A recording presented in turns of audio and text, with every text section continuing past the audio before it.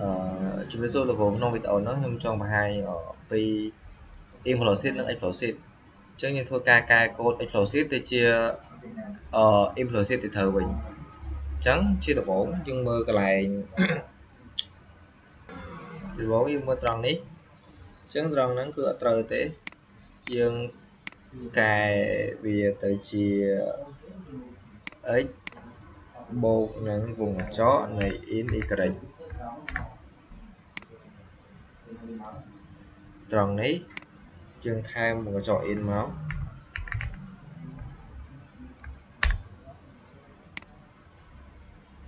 ហើយត្រង់នេះគឺយើងថែម double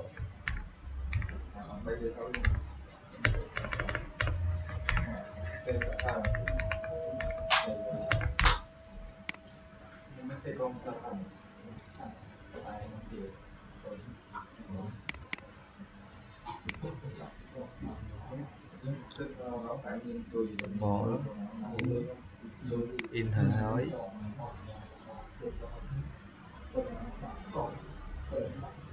ត្រង់ s នេះយើង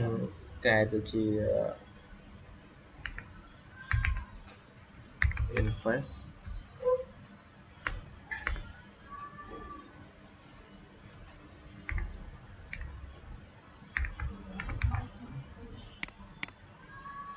ហើយប៉ុណ្ណឹងមកជាងរ៉ានវាមក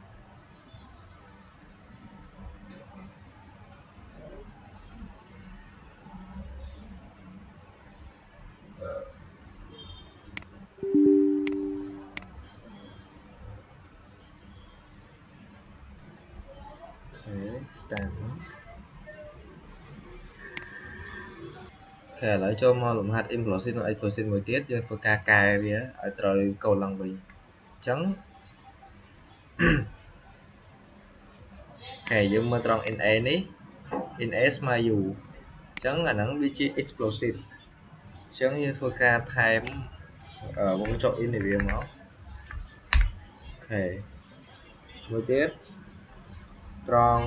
long mix អញ្ចឹង long mix ហ្នឹងយើងថែមវងកញ្ចក់ long បិទវិញអាហ្នឹងគឺជា explosive card ដែរ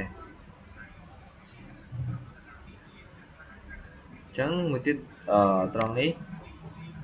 យើងថែម s ស្បែកទៅពីមុខ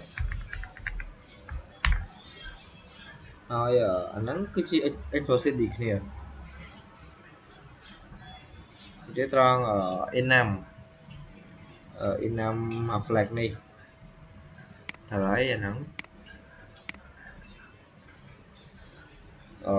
ត្រង់ in n អាហ្នឹងយើង fast string to in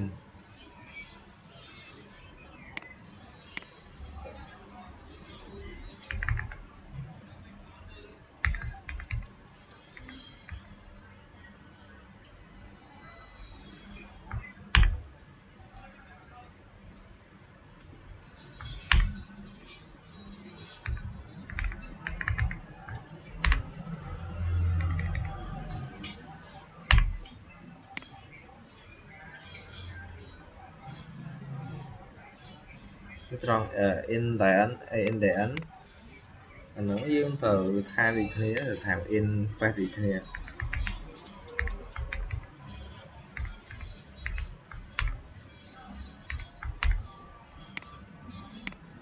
ហើយយើង run វាមកនឹងបានហើយ